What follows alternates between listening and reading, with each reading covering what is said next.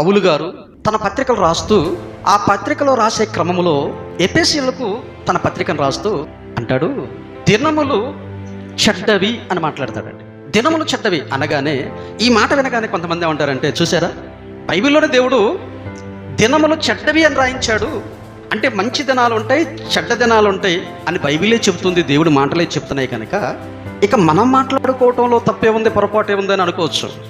ఈ మాట ఈరోజు ఈ సమాజంలో ఈరోజు బాగలేదు, మరొక రోజు బాగుంది అని చెప్పుకునే నీకు ఇక్కడ పౌలు గారు చెప్పినటువంటి మాటలకు సంబంధం లేదండి. పౌలు గారు ఏ ఉద్దేశంతో చెప్పాడండి? దినాలలో రోజుల్లో మనుషులు జరిగించుచున్న చెడ్డ కార్యక్రమాలను బట్టి అసలు రోజులు ఏం బాగలేదు అన్నాడు. దినాలు చెడ్డ దినాలుగా మారిపోయాయి. ఎవరిని బట్టి? దేవుడు కలుగజేసిన రోజులు చెడ్డ దినాలా, లేదంటే మనుషులు ఆ దేవుడిచ్చిన ఆ రోజుల్లో ఆ దినములలో చెడు చేయటం వలన చెడు దినాలు అన్నాడా? చెడు జరిగించడం వలన చెడ్డ దినాలు అని పలికాడే తప్ప దేవుడు కలుగజేసినటువంటి రోజులను బట్టి చెడ్డ రోజులు చెడ్డ దినములని అనలేదండి. దేవుడు కలుగజేసినంత కూడా ఆయనకు మంచిగా అనిపించింది. కానీ ఆయనకు మంచిగా అనిపించింది నీకు మాత్రం ఏమనిపిస్తుందంటే ఈరోజు బాగలేదు. ఆయనే బాగుందన్నాడు, నువ్వు మాత్రం ఈరోజు బాగలేదు అంటావు. అసలు మనిషికి సహజంగా ఈరోజు బాగలేదనే మాట ఎప్పుడు వస్తుంది చెప్పండి? ఆ రోజు ఏదైనా నష్టం కలిగింది అనుకోండి, ఈరోజు ఎవరి ముఖం చూశాను, ఏ మహాతల్లి ముఖం చూశాను, ఈ రోజు లేవగానే ఎవరు ఎదురుపడ్డారో అస్సలు కలిసి రాలేదు. అసలు ఈరోజు బాగలేదు అంటే నీకు నష్టం కలిగేసరికి, నీవు ఏదో మోసపోయేసరికి, నీవు ఏదో ఇబ్బందులు పడిపోయేసరికి నువ్వేమంటున్నావు? ఈరోజు అస్సలు బాగోలేదు. మరి ఏ రోజు బాగుంది? ఏ రోజు బాగుందంటే మంగళవారం అస్సలు మంచిది కాదండి అంటాడు. ఇక శుక్రవారం దగ్గరికి వస్తే శుక్రవారం అమ్మో అస్సలు మంచిది కాదంటాడండి. మంగళవారం మంచిది కాదన్నావు, మిగతా వారాలు మంచి అంటున్నావు. ఏ మంగళవారానికి సోమవారానికి తేడా ఏంటి? మంగళవారం 24 గంటలే, రోజుకి 24 గంటలే. అంటే సోమవారం 24 గంటలే. సోమవారం మంచిదైతే సోమవారం రోజున ఏ నేరాలు జరగట్లేదా? ఏ ఘోరాలు జరగట్లేదండి? ఏ మోసాలు జరగట్లేదా? ఏ నరహత్యలు జరగట్లేదా? ఏ దోపిడీలు జరగట్లేదా? చెప్పండి. నువ్వు సోమవారం మంచిదన్నావు, మంగళవారం మంచిది కదన్నావు. సోమవారం రోజున ఏ నేరాలు జరగట్లేదా అని మనం ఆలోచిస్తున్నాం. సోమవారం ఎంత మంచిదో తెలియాలంటే మంగళవారం రోజు పేపర్ చదవాలండి, న్యూస్ పేపర్. అవునా కదా? ఏమండి సోమవారం మంచిదన్నారు కదండి, మరి సోమవారం రోజున ఇది మరొకడు హత్య చేశాడు కదండి, మరి సోమవారం మంచిదన్నావు. ఒకడు యాక్సిడెంట్లో పోయాడు కదండి, మంగళవారం అసలే మంచిది కదన్నావు కదండి. మరి సోమవారం రోజున అంటే ఏంటి? ఈ మోసాలేంటి, ఈ నేరాలేంటి, ఈ దోపిడీలు ఏంటి? మనిషికి ఉన్నటువంటి ఒక అలవాటు ఏంటంటే తను ఎప్పుడూ చెడ్డవాడిని అని చెప్పడం. చెడ్డది ఏంటి ఏదంటాడు? రోజుల మీద తోసేస్తాడండి. రోజులే మంచివి కాదు, నేను మంచోడిని కాదు అంటాడండి. ఎంత చెడ్డోడైనా సరే నేను మంచోడిని కాదు అంటాడా? ఒప్పుకుంటాడా?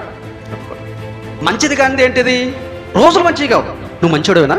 పౌలు గారు ఎందుకన్నాడు? మనుషులు దేవుడిచ్చిన రోజులలో తమకు నచ్చినట్లుగా, తమకు ఇష్టం వచ్చినట్లుగా, దేవుడికి ఇష్టం వచ్చినట్లు కాకుండా తమకు నచ్చినట్లుగా, తమకు ఇష్టం వచ్చినట్లుగా దుర్వ్యాపారములు, దుష్ట సాంగత్యాలు, చెడు మార్గాలు, చెడు తలంపులు, చెడు ఆలోచనలు, దోపిడీలు ఇవన్నీ చేస్తున్నారు దేవుడిచ్చిన రోజుల్లో. ఆ రోజుల్లో ఏం చేశారు? చెడ్డ దినాలుగా మార్చేశారు. కానీ నువ్వేమంటున్నావంటే ఈ రోజుకి మంచిది కాదు, ఆ రోజు మంచిది కాదు, నువ్వేదో మంచివాడైనట్లుగా. ఇప్పుడిచ్చిన రోజులేమో మంచిది కావు, నువ్వు మంచివాడువా? మనిషికున్న అలవాటు ఇదేనండి. నేను మంచివాడిని కాదని ఒప్పుకోడు ఎంతసేపటికి ఈ రోజు మంచిది కాదు, ఆ రోజు మంచిది. ఇలాంటి సెంటిమెంట్లు ఉన్నటువంటి వారు ఎంత ప్రమాదకరమైన వారు మీకు ఒకసారి చెప్తానండి. వారములో కొన్ని రోజులు మంచి అంట, మళ్ళీ ఆ రోజుల్లో కూడా కొన్ని గంటలే మంచి అంట. కొన్ని గంటలు మంచియా అని అంటే గంటలు కదండి, ఆ గంటల్లో కూడా కొన్ని నిమిషాలు మంచి అంటాడండి. మళ్ళీ ఇదేంటి?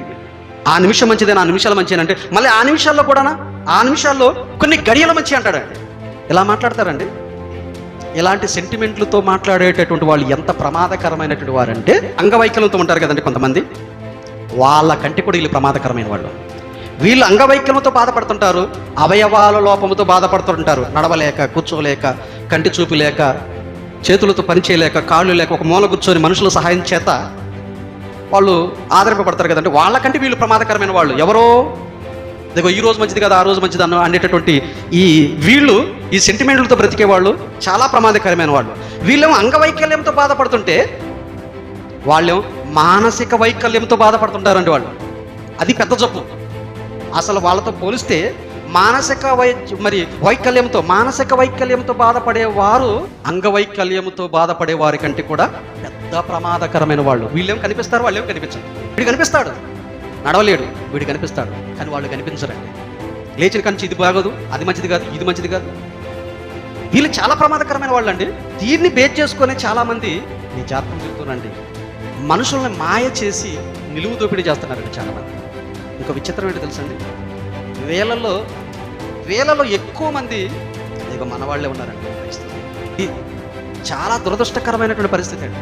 మనలో కూడానా దేవుని ఎరిగినటువంటి వారిలో కూడా ఎలాంటి వారు ఉన్నారంటే ఉన్నారు. ఇది పెద్ద జబ్బు, పెద్ద రోగం, దీనికి మించిన రోగం మరొకటి లేదండి. వీళ్ళు చాలా డేంజర్ అండి. వీళ్ళు అంగవైకల్యంతో ఉన్నటువంటి వాడు పెద్ద ప్రమాదకరం కాదు, కానీ వాడిని మించినటువంటి ప్రమాదకారి మానసిక వైకల్యం కలిగినటువంటి వాడు.